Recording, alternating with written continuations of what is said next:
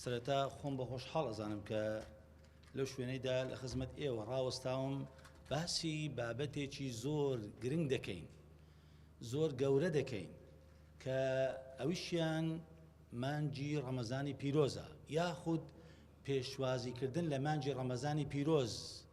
مسلمان چۆن پێشوازی لێ بکا و خۆی ئامادە بکات. ئازیزان و خۆشەویستان، سەرەتا ئەگەر تەماشای خۆمان بکەین دیارە من هەست بە بۆنێک دەکەم، نازانم ئێوەش هەست پێ دەکەن یان نا. بۆنێکی زۆر خۆش دێ، خۆش بۆنی مانگی ڕەمەزان دێت،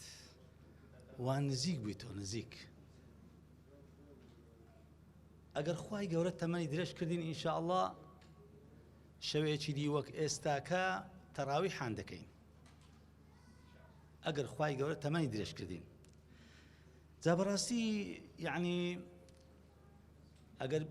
باسی گەورەی ڕەمەزان بکەین، گەورەی ڕەمەزان بەمە باس ناکرێت. باسی پێشوازی ڕەمەزان بکەین با ئەو پرسیارەی بگۆڕین بە شێوازێکی دیکە دایڕژینەوە،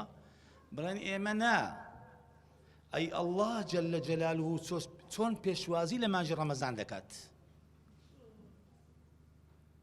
ئازیزان و خۆشەویستان، کە مانگی ڕەمەزان دادێ ئەڵڵاه جەلە جەلالوه ئەوەی حەفت طەبەقەی ئاسمان و زەوی ئەوەی دەناویشیدایە گۆڕانکاری دەکەویتێ، دەیگۆڕیت، تەنانەت لە بەهەشتیش دەگۆڕیت، جەهەنەمیش دەگۆڕیت. جنۆکەکان و شەیطانەکان و ئینسەکان ئەوانەی کە بەتوای شەیطانەکان کەتینە ئەوانیش دەگۆڕیت. ئەها دەفەرمی هەر کاتێکە مانگی ڕەمەزان هات دەرگەکانی بەهەشت واڵا دەکرێنەوە بەس لە مانگی ڕەمەزان، و دەرگەکانی دۆزەق دادەخرێن. شەیطانەکان کە لەمسە دەکا ئەڵڵاه جەلە جەلالوه، جنۆکەکان و ئەتباعیان، و ئاسمانەکان دەڕازێنەوە، فریشتەکان خۆیان ئامادە دەکەن دادەبەزن، و هەروەها لە هەمویان خۆشتر لێخۆشبوونی ئەڵڵایە جەلە جەلالوه، کە هەموو شەوێکە و لە کۆتاییەکەشی بەقەدەر مانگی ڕەمەزان ئەوەندە زیاتریش لە بەندەکانی خۆی خۆش دەبیت. جا ئازیزی خۆم، ئەوە پێشوازیکردنی ئەڵڵایە جەلە جەلالوه لە بۆ مانگی ڕەمەزاندا. ئەی ئێمەی بەندە، ئێمەی ئومەتی محەممەد المستەفا صلی الله عليه وسلم، سەرەتا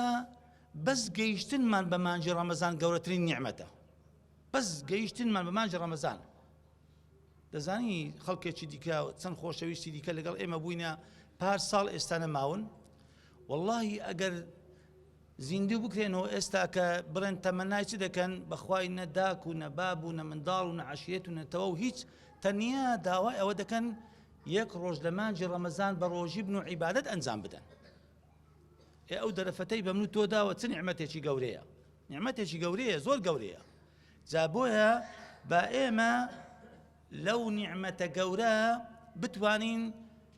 بیکەینە وێزگەیەک بۆ زیاتر خۆدەوڵەمەندکردن، زیاتر پارسەنجی خۆمان، تەرازوی خۆمان لای خوایەوە قورس بکەین، دەوڵەمەندی بکەین، قورستری بکەین بۆ ئەوەی کە گەینە لای لیقای ڕەب العالەمینەوە بە ڕوویەکی سپیەوە، پەشیمان بوونەوەیەکی ساڵحانە بینەک تاڵحانە، خوا نەخواستە. جا ئازیزان و خۆشەویستانی خۆم، وەکو دەڵێم ڕەمەزان قوتابخانەیەکە یا زانکۆیەکە، قوتابخانەیەکە یا زانکۆیەکە، زۆرترین قوتابی هەنە لە دنیادا، هەموو قوتابیەکی وەردەگری، بەڵام لە ناو ئەو زانکۆیەدا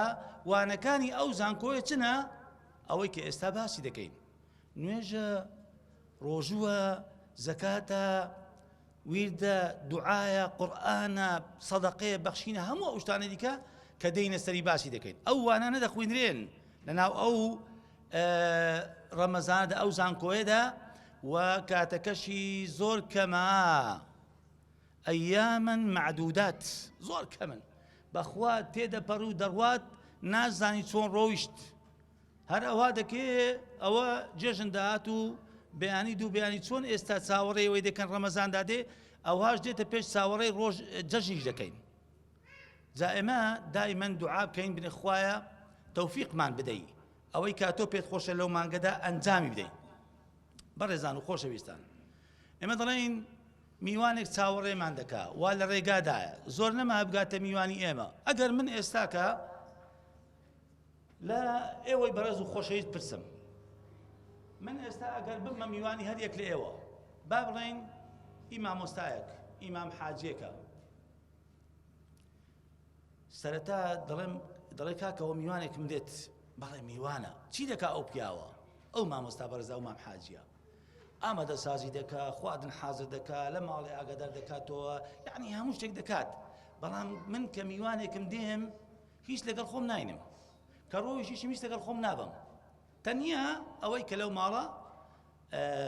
خوا پێداوە شتێکم خواردۆ ڕۆیشتیمە هیچی دیکە نا. بەڵام ئەو میوانەی کە دێت میوانی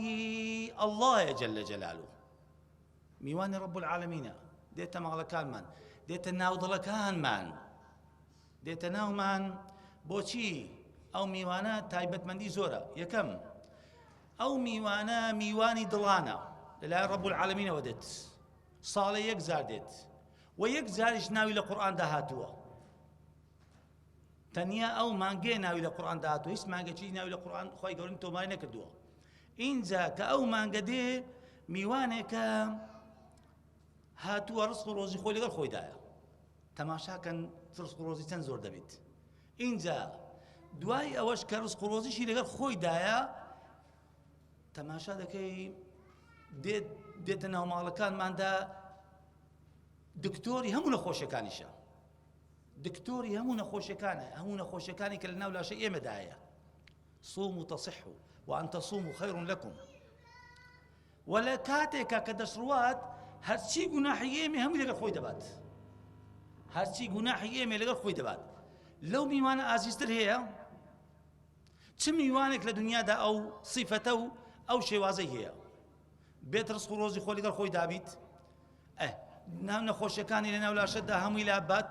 کە ڕۆویشتیش گوناحەکانتم پاکت بکاتەوە. بەڵێ ئەو میوانە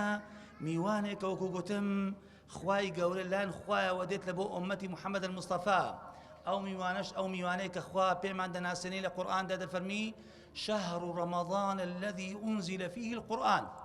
هدى للناس وبينات من الهدى والفرقان. کەواتە مانجی ڕەمەزانە ئەو میوانە. بەڵام با ڕێزی لێ بگرین. چۆن ڕێز لەو میوانە دەگرین؟ بە شێوازێکە ئێمە بتوانین ڕێز لەو میوانە بگرین، بیقۆزینەوە بیکەینە وێزگەیەکە بۆ ئەوەی بتوانین کە گەینە لیقای خوایەوە پەشیمان نەبینەوە. ئازیزان و خۆشەویستان، ئێستا ئەگەر سیرکەین، من 12 ئامۆژگاری نووسینە، 12 خاڵ، 12 ئامۆژگاری بۆی بتوانین لەو مانگەیدا خۆمان دەوڵەمەند بکەین، بیقۆزینەوە بیکەینە وێزگێک بۆ ئەوەی پارسەنجی حەسەنات و چاکەکانی خۆمان لە لای خوایەوە لە قیامەتەوە قورسکەین. ئەو ئامۆژگاریانەی کە ئێستا کە لە مانجی ڕەمەزان پێویستە مسلمان بیقۆزیتەوە، جێبەجێ بکە. ئامۆژگاری یەکەمم بە چییە؟ گەڕانەوە بۆ لای خوا. باشە، من پرسیارێک لێوە دەکەم. خوای گەورە داوای چیمان لێ دەکات؟ نوێژ، ڕۆژی، زەکات، حەج، دوعا، قورئان خوێندن، حەرام نەخواردن، حەڵال خواردن، داوای چی لێ دەکات؟ بە یەک ڕستە 4 وشەبی، 4 کەلیمە. والله يريد أن يتوب عليكم. هیچی دیکە بەس خوای گەورە داوای لە بەندەکانی چییە؟ لێمان خۆش بی، تۆبە، گەڕانەوە، پەشیمان بوونەوە لە گوناح و تاوانەکان. باشە، زیاتر چی دیکەمان لێ داوا دەکا؟ هیچی دیکە نی، بەس ئەوەندە. بۆچی ئەو داوامان لێ دەکا؟ ئەگە پرسیار بکەین لە خۆماندا، بۆچی خوای گەورە داوای ئەومان لێ دەکا بگەڕێن و لای ئەو تۆبە بکەین، پەشیمان بینەوە؟ لەبەرەوەی خۆشی دەوێین، پێی خۆشە و حەزی لێیە کە باشمان بە قسمت بکە، سزامان نەدات، حەزی لێ نییە، حەزی لێ نییە بەندەکانی خۆ سزا بدە، بەس بەندەکان ئەوە خۆیانن بە خۆیان دەیانوێت سزای خۆیان بدەین. جا لەبەرەوە یەکەم هەنگاو، یەکەم خاڵ، یەکەم ئامۆژگاری من لە بۆ خۆم ئینجا ئەوەی بەڕێز و خۆشەویست تەوبە و گەڕانەوەیە. بۆ ئێستا ئەگەر سەیری ئەو کاغەزەی بکەین، ئەو کاغەزە سپیە، بە کەیفی خۆم چی لێ تۆمار دەکەم دەیکەم، وایە نە؟ بەڵێ باشە. ئەگەر کاغەزێکە پڕ بیت، نووسرا بیت، ناتوانم چی لێ بنووسم، لەبەرەوەی هەمووی پڕە، جێی نووسین نەماوە. دەبێت چی بکەم ئێستا لەو کاغەزە دڵی خۆشمان ئاوا لێ بکەینێ، پاک بکەینەوە، خاوێن بکەینەوە، تۆ بەچی نەسوع، پەڕەیەکی سپی لە مابەینی خۆمان و خوا هەڵدەینەوە، ئەو شتانەی کە چاکن تێیدا تۆمارکەین، وەکو جوتیارێکە فەلاحێکە کە بێوێ زەویەک بچێڵی، ئەوەل جار زەویەکەی دەچێڵی ڕێکسەر تۆی پێوە ناکات، دەبێت بژاری بکە، خاوێنی بکاتەوە بۆ ئەوەی کە بەرووبوومی هەبیت. ئازیزی خۆم، دەبێت ئێمەش لە سەرەتای مانجی ڕەمەزان و پێشوازی لە ڕەمەزان بە تەوبە گەڕانەوە، پەشیمان بوونەوە لەو گوناحانەی کە کردیتمان، لەوەی کە کردیتمانە فەرمێشی پەشیمانی با بەسەر ڕوومەتەکان بێتە خوارەوە. ئەوە فرسەتێکە، وێزگەیەکە، فرسەتێکە لە بۆت هاتووە بیقۆزەوە، تەوبە و پەشیمان و گەڕانەوە بۆ لای خوایەوە. بەڵێ ئەوە گەڕانەوە بۆ لای خوا، گەڕانەوە بەچی دەکرێت؟ نووسیتم التەخلیە قبل التەحلیە. تەخلیە یعنی چی؟ هەرچی گوناح و ژەنگ و ژاڵە لە دڵ و دەرونی خۆت و لاشەی خۆتە دابڕنە، وەکو ئەو کراسەی کە لەبەر خۆت دەکەی، ئەو ها گوناحەکانش لە خۆت دابڕنە، ئەو جا خۆت بڕازێنەوە بە ڕۆژی نوێژ، زەکات، حەج، وێر، دوعا، پارانەوە، بەخشین، هەموو ئەو شتانی کە لە مانجی ڕەمەزاندا دەیکەی بۆ ئەوی بەرووبوومەکە جێی خۆی بگریت. ئەوە خاڵی یەکەم. ئەم بە کورتی دێمە سەر ئاژزانی خۆم. خاڵی دووەم و ئامۆژگاری دووەمم النیەت الصادقە، نیاز پاچی زۆر مهمە. بەڵێ نیەت لە چی؟ نیەت لەوەی کە بەیانی بنێن بە ڕۆژی دەبم، بەڵێ ئەوە ڕوکنێکە دەبێت وابیت،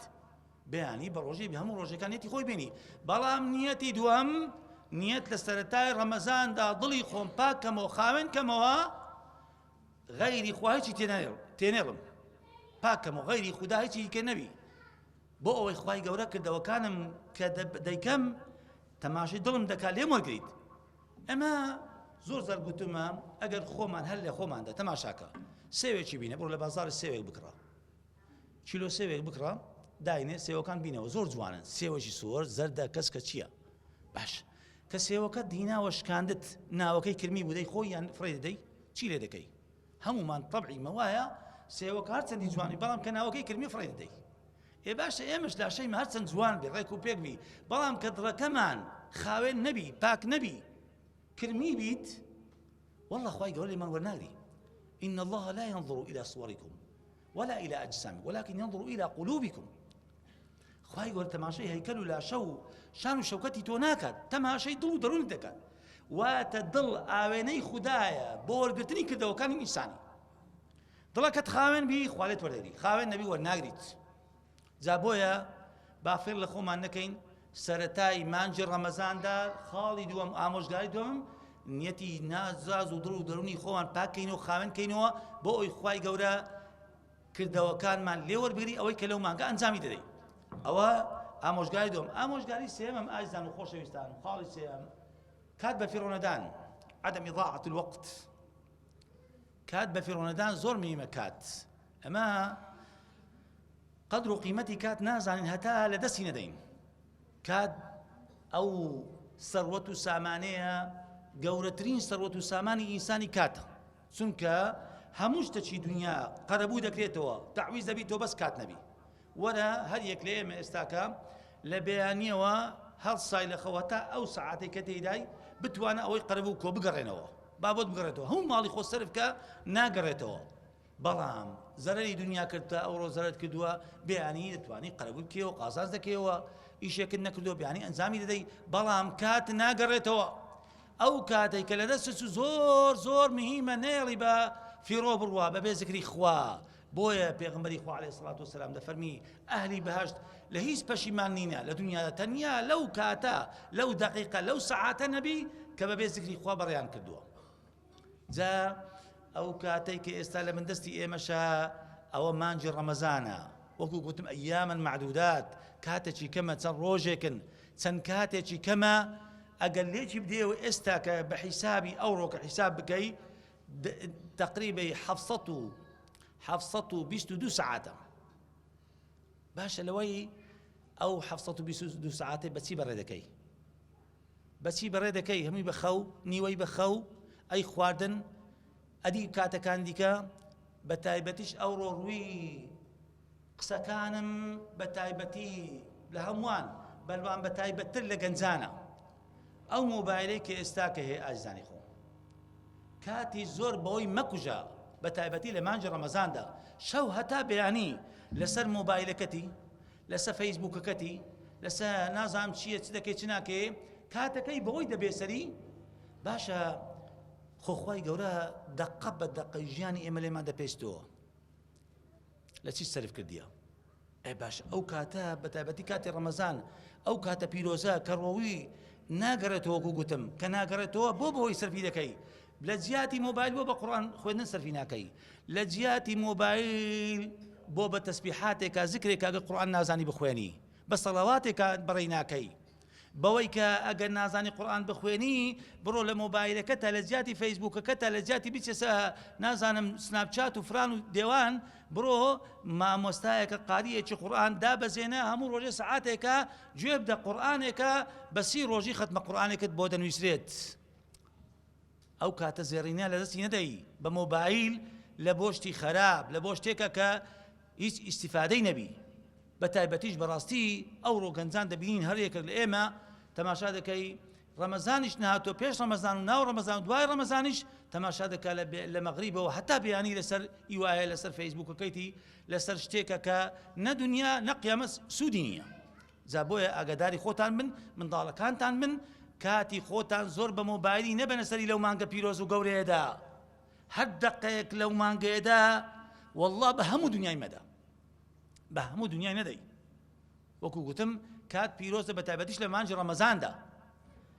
خاڵی چارەمینیان ئاژدان و خۆشەویستانم تیلاوەت القورئان کەریم خوێندنەوەی قورئانی بەرز و بەپێز خوێندنەوەی قورئان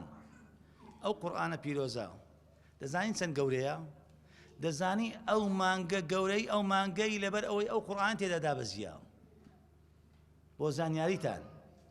گەورەی ئەو مانگەی لە گەورەی قورئانی وەرگرتووە قورئان تێدا دابەزیە واتە زیاتر کاتی خۆت لە مانجی ڕەمەزاندا بدە قورئان بۆ قورئان چونکە پێغەمبەری خوا عەلەیهی السەڵات وەسەلام کە قودوە و پێشەنگ و پێشەوای ئێمە و ئەصحاب ڕزا و ڕەحمەتی خوان لێبی و هەروە تابعین و تابعین و تابعین هەتا دەگاتە ئەو سەردەمەی ئێمە تێیداینا مانجی ڕەمەزانیان هەموو کاتەکانی خۆیان دایتە قورئان باشە ئەوە پێغەمبەری خوا لە بۆ ئێمە قودوەیە نا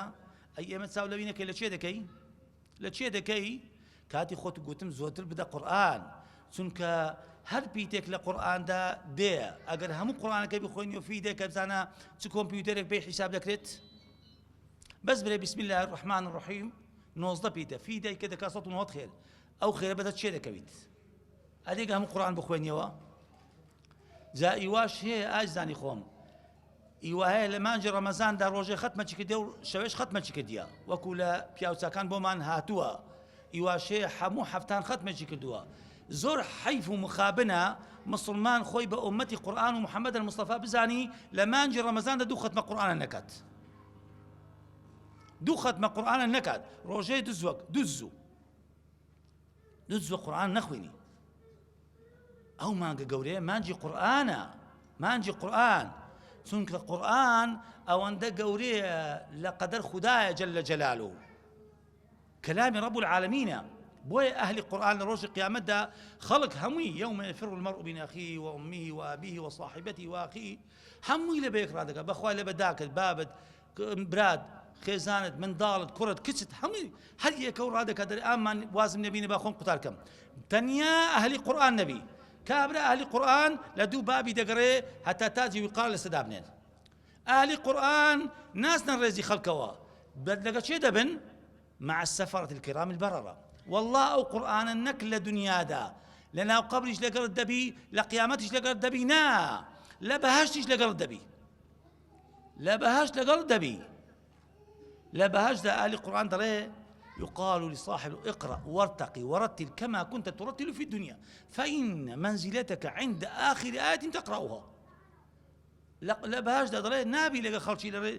لە طەبەقەی خەڵکی اعتیادی بینا دەڵێ وەرە لە دنیادا چەند قورئان خوێندووە جا لە مانجی ڕەمەزان چەندت خۆ پێماندی کردیە چەند ئاەت خوێندووە هەتا ئەو جێی ڕاوەستە هەر دەخوێنی لە پلەکانی باشتە بەسەر دەکەوی چەند خۆشە چەند خۆشە لەوە خۆشتر هەیە بە تایبەتیش لە مانجی ڕەمەزان واتە کاتەکانی خۆ زیاتر بدە قورئان چونکە مانجی قورئانە قورئان وا بکە محاولە بکە لەو مانگەیدا بەرنامەیەک لە بۆ خۆت دانێ بەلای کمی دوو ختمە قورئان بکە ئەگە زیاتریش بەڵام با قورئانەکەمان وەکو گوتم هەر ئەوە نەبی بە سەریعی وەکو جەریدەیەکە وەکو شیعرێکە پێیدا بڕۆی نا قورئانەکە لەسەر خۆ بە هێواشی تێبفکرە تێڕاببینە معناکەی لێ بکۆ هەر ختمەکە نەبی بەس ختم زۆری نا با دوو ختم بن بە جوانی لە دە ختمان باشترە بە سەریعی بەبێ تێگەیشتنەوە ئەوە لەبەرەوە زۆر پێویستە ئەو خاڵ تەرکیزم کردە سەرێ ئامۆژگاری پێنجەم و خاڵی پێنجەم بەخشین لە ڕەمەزاندا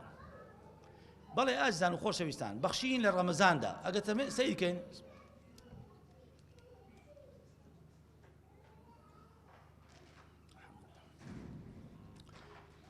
بەخشین لە ڕەمەزان سەدەقە مانجی ڕەمەزان مانجی بەخشین و سەدەقەیە سەدەقە دەزانی سەدەقە چەند گەورەیە خوا چەند پێی خۆشە بە تایبەتیش سەدەقە لە ڕەمەزاندا پێغەمبەری ئێمە عەلەیهی سەڵات وسەلام دەفەرمی لە هەموو کەس سەخیتر بووە بە تایبەتی کە مانجی ڕەمەزاندا دەهات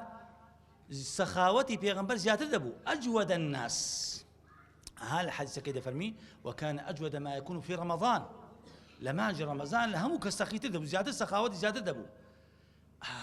زیاتریش لەگەڵ قورئاندا تێکەڵاوی دەبوو سەخاوەتیش زیاتر دەبوو یعنی بەخشینی زیاتر دەکرد لە مانجی ڕەمەزاندا دەبا ئێمەش چاو لەو پێغەمبەرە بکەین عەلەیهی سەڵات وسەلام بە تایبەتی بەرنامەیەک دانێ هەرێک لە خۆماندا هەموو ڕۆژێکا سەدەقەیەک بکە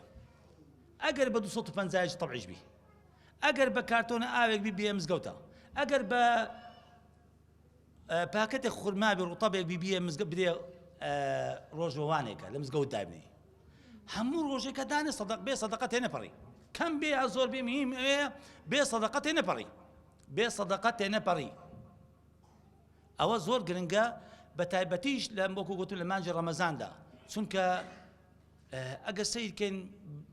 بەخشین و بەخشندەی خوا لە ڕەمەزاندا گەلێک زۆر و فراوانە و ئەو شتانەی کە دەیکەی ڕاستە هەمووی لۆت بە سەدەقە و بەخێر دەنووسرێت بە تایبەتی مەثەن بۆ نمونە نوێژ یان ڕۆژی یان قورئان خوێندن یان هەر شتێک نمونەیەک بینی لەو نمونانە وەکو نوێژکردن نوێژ هەر نوێژە کە ئینسان بەتەنیا دەیکات چەند خێری دەگاتێ خێر یەک بەدەیە نوێژ یەک بەدەیە بەڵام ئەگەر بە جەماعەت بیکەی لە مزگەوتدا یەک بە چەندە 25 تا 27 باش ئەگەر لە جیاتی مزگەوتە بچی لە مزگەوتی پێغەمبەری خوا بکەی صلی الله علیه وسلم یەک بە چەندە 1000 ئەی ئەگەر بچی لە بەیت بکەی یەک بە 100,000 یعنی دەکات چەند یەک نوێژ 55 ساڵ چەند 55 ساڵ یعنی یەک نوێژ لە بەیتدا یەک ڕۆژ نوێژەکانی خۆت لە بەیت بکەی واتە خوای گەورە 55 ساڵی تەمەنی توی لۆ بە نوێژ نوویسی بە جەماعەت لە بەیتەوە یەک ڕۆژ یەک نوێژ باش ئەدێگەر ئەو نوێژە لە بەیت دەیکەی لە شەوی قەدر بیکەی خێری چەندە حیساب ناکرێت یەک لە ئەوانەی کە شێ دەتوانێت حیساب بکات لۆ با حیساب بکات دەڵێ حیساب ناکرێت خێری شەوی لەیلەتول قەدر 84 ساڵ یەک نوێژ بە 100,000 یەک جارانی 100,000 بکە جارانی 55 بکە جارانی 84 ساڵیکە ئەو حیساب بەچێ دەکرێت بەس بە ئەڵڵاه بزانە چەند گەورەیە زۆر گەورەیە خاڵێکی دیکەدا ئازیزان و خۆشەویستانی خۆم لە ئامۆژگاریەکانی خۆم لە خاڵی شەشەم ڕەمەزاندا زۆر گرنگی نەدان بە خواردن و خواردنەوە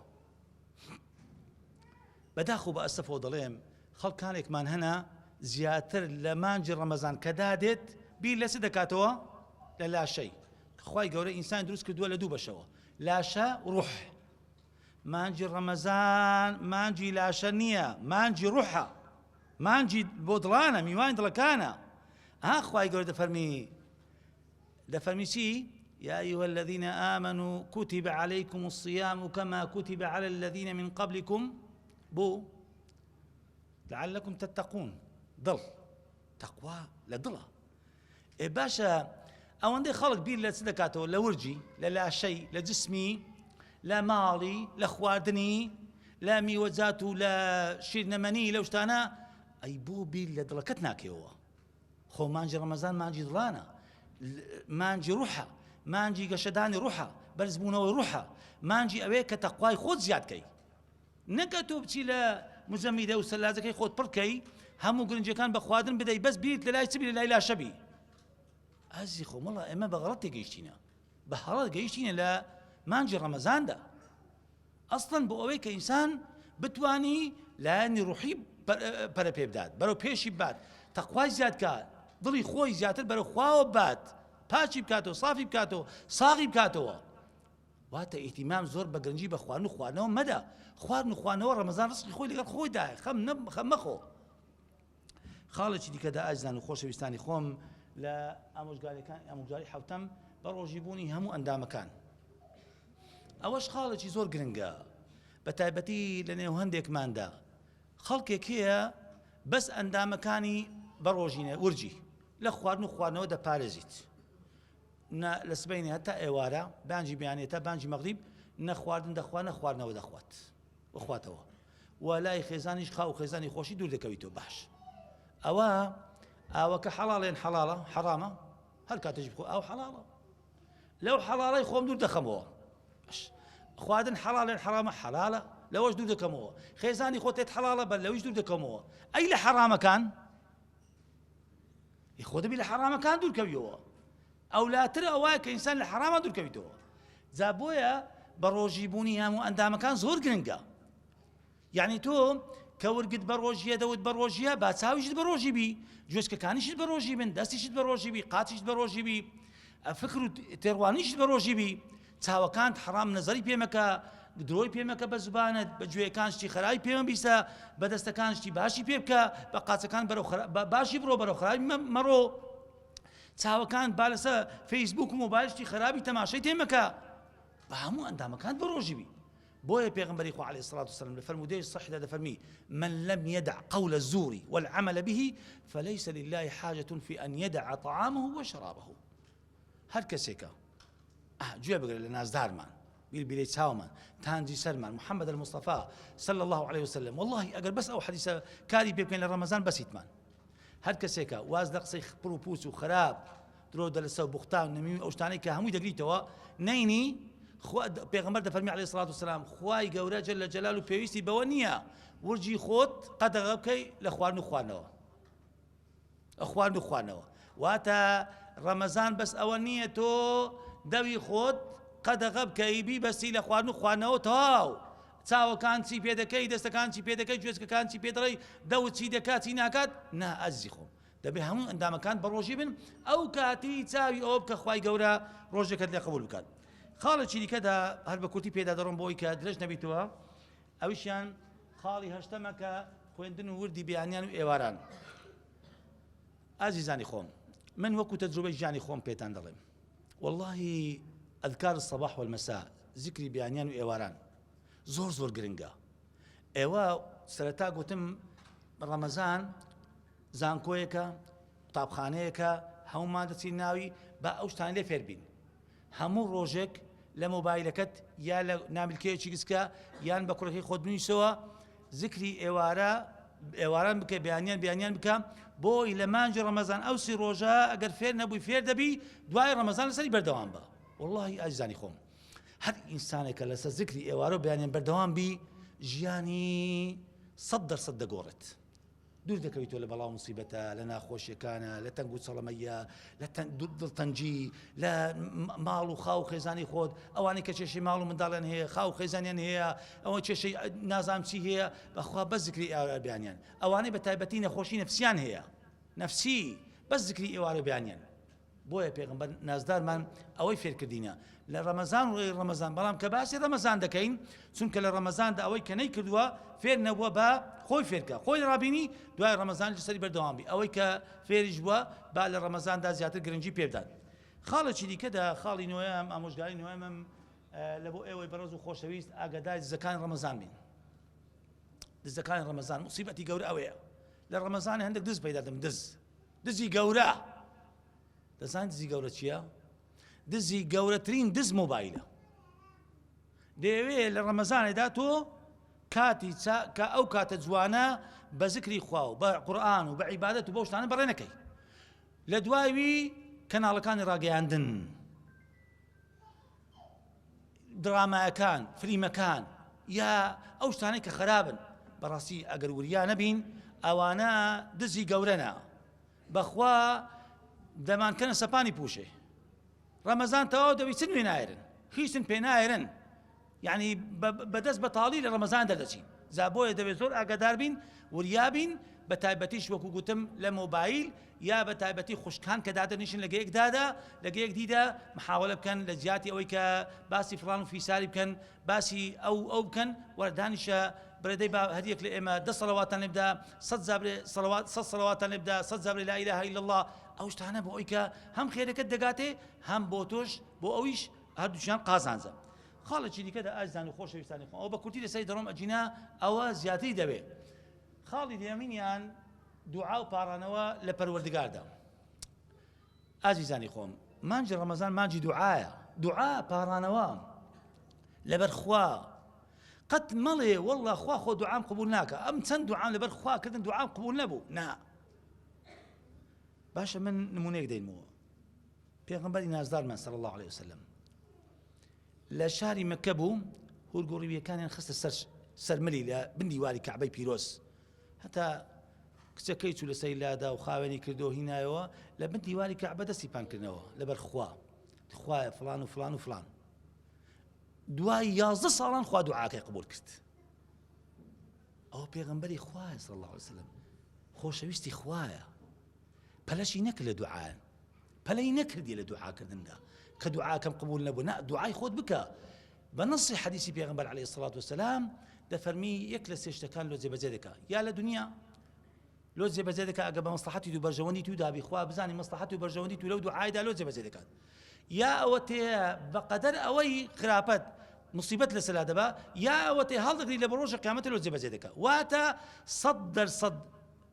مطمئین بە کە خوای گەورە ئەو دوعانەی کە کردیتە لۆ جێبەجێ دەکا، جاگە لە دنیادا لە قیامەت.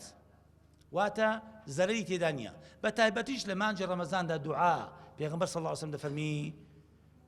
ئەو کەسەی کە دوعا دەکا بە تایبەتی بە زمانی بەڕۆژی دعوة لا ترد الصائم حتى يفطر، حتى ئەو کاتەی کە ڕۆژەکەی دەکاتەوە خوای گەورە دوعای ئەو ئینسانەی قبول دەکات. و لە قورئانیشدا الله جل جلاله چار وعدی داینە، بەڵێنی داینە. یەک لەو وعدانەی کە دایتی دەفەرمی فاذكروني أذكركم، وعدی خودایە. ئی دووەمینیان لئین شەکەرتم لأزیدنکم، ئی سێمینیان ادعوني أستجب لكم، ئی چارەمینیان وما كان الله معذبهم وهم يستغفرون. ئەوە وعود الربانی پێ دەگوترێت. وعدی خودایە، خوا لە قورئانێ وعدی دایە، وعدی خۆی بەخلاف نادات. یەک لەوانە دوعا بکەن، خوای گەورە دەفەرمی من قبولی دەکەم، وەری دەگرم. جا چ مەسلحەت و بەرژەوەندی تو لە چت هەبوو ئەوت لە بۆ دەکا خوای گەورە. بۆیە مانجی ڕەمەزان وەکو گوتم مانجی دوعایە، بەس لە دوعایان ئاگادار بن وریا بن، قەت ئەنانی مەبە، خۆپەرست مەبە. بەس دوعا بۆ خۆت، بەس بۆ منداڵی خۆت، بەس بۆ داکو بابی خۆت، بەس بۆ نا، دوعا بۆ خۆت، بۆ ماڵ و منداڵی خۆت، بۆ داکو بابی خۆت، بۆ وڵاتی خۆت، نیشتیمانی خۆت، بۆ ئومەتی محەممەد المصطفى صلی الله عليه وسلم، بۆ هەمووان. دەبێ ئینسانی مسلمان خۆپەرست نەبی لە دوعاکردنیشدا، بەڵکوم دەبێ کە دوعان دەکا گشتگیر بی و مەرزەکانی دوعاش تێبێنەجێ، ئەوانش بە هەمان شێوە لە شوێنی خۆ مامۆستایان لەوان باس کردینە، خوای گەورە ئینشاءڵڵا دوعای هەمان قبول دەکات. خاڵی 11 پێش کۆتایی ئەویشیان زیندووکردنەوەی شەوەکانی کۆتایی. بەڵێ ئازیزان و خۆشەویستانی خۆم، زیندووکردنەوەی شەوەکانی کۆتایی ئەوەش بابەتێکی تایبەتە، پێویستی بە سیمینارێکی تایبەتە، بەڵام هەر بە کورتی لە پێشوازی ڕەمەزاندا دەڵێم ئەگەر خوای گەورە تەمەنی درێژکردین گەینە دە شەوەکانی ئاخریش، دوعاش بکەین من خوای تەمەنمان درێژکەی تەوفیقمان بدەی ئەوەی کە لە مانجی ڕەمەزان تۆ پێت خۆشە ئەو ئەنجام بدەین. هەوڵدە ئازیزی خۆم لە دەشەوەکانی ئاخیر لە ئێستاوە بەرنامەی بۆ دانێ کە زیندی بکەوە، ئەوەی کە تواناشی هەیە بیستە عومڕە ئەوە باشتر و چاکترە دەشەوەکان لە بەیتێدا لە مەکەی لە کەعبەیدا زیندی بکاتەوە خێرەکەی گەلک گەورەیە بەڵام ئەگەر نەشتوانی خۆ دەتوانین لە مزگەوتێکا لە مزگەوتەکانی کوردستانی خۆماندا زیندی بکەوە کە دەکرێنەوە الحەمدوللا بڕیاریشە بڕیادراوە کە دەشەوەکانی ئاخری بکەینەوە تا بەیانی واتە بە عیبادەتەوە بەرنامەیەکی دانێت لە بۆ ئەو دەشەوانە چونکە شەوی گەورەنە یەک لەو شەوانەی کە گەورەترین شەوی قەدرە خێرەکەی وەکو خوای گەورە لە سوورەتێکی ناردتە خوارە و دەربارەی شەوی قەدرەوە ئینا ئەنزەلناه فی لەیلة القەدر وما أدراك ما ليلة القدر ليلة القدر خير من 1000 شهر وكل سورة كيدا باس كراوة حتى قيامة دەخوێنێتەوە خاڵی کۆتایی و ئاخری ئاجزان و خۆشەویستانی خۆم ئەویشیان ئامۆژگاری دوازدەم وادا بنێ کۆتا ڕەمەزان لە ژیانتدا وادا بنێ کۆتا ڕەمەزان لە ژیانتدا جارە چی دیکە ناگەڕێ ئەو ڕەمەزان ناگەوێ ئەو ڕەمەزانەی تەمەنێت هەر ئەو ڕەمەزانە هەبوو بەو شێوەیە تەعامل بکە بەو شێوەیە بەرنامەدا بنێ بەو شێوەیە پێشوازی لە ڕەمەزان بکە وابزانە ئاخر ڕەمەزانە لە تەمەنی ژانی خۆت دنیادا و کەسیشمان نازانین دەگەینەوە ساڵەکی دیکە وەکو ئێستا لێ دانشینە یەکدی دەبینینەوە نابینەوە کەس بە تەمای خۆی نییە کەس نازانی داخۆ ڕەمەزانشی بەسەرا دێت یان نایێتەوە کەس نازانی داخۆ ئەو ڕەمەزان تەواو دەکەن تەواو ناکە بەڵام بەو شێوەیە ئێمە پێشوازی لە ڕەمەزان بکەین وابزانە ئەو ڕەمەزانە ئاخر ڕەمەزانە لە تەمەنی ژانی خۆتدا دەیگری و جارێکی دیکە ڕەمەزانێکی دیکە بە قسمەت نابیتەوە بەو شێوەیە تەعامل بکەین واللهی پێم وایە کاتی بە فێڕۆ نادەین واللهی پێم وایە هەموو کاتەکانی خۆمان دەینە قورئان دەدەینە زیکر و ورد و دوعاکان بەخشین و هەموو ئەو شتانەی کە خوا پێی خۆشە لەو ڕەمەزانە ئەنجامی دەین بەڵام ئەگەر بەو شێوەیە تەعامل نەکەین بە شێوەیەکی دیکە خوا پەنامان بدا ئەو کاتی لە غەیری پەشیمان بوونەوە زیاتر هیچی دیکەمان بۆ نامینتەوە جا بۆیە من لە کۆتاییدا دەڵێمە خوشک و برایانی خۆم یەکەم لە بۆ خۆم ئینجا ئەوەی بەڕێز و خۆشەویست دائیمەن دوعا بکەین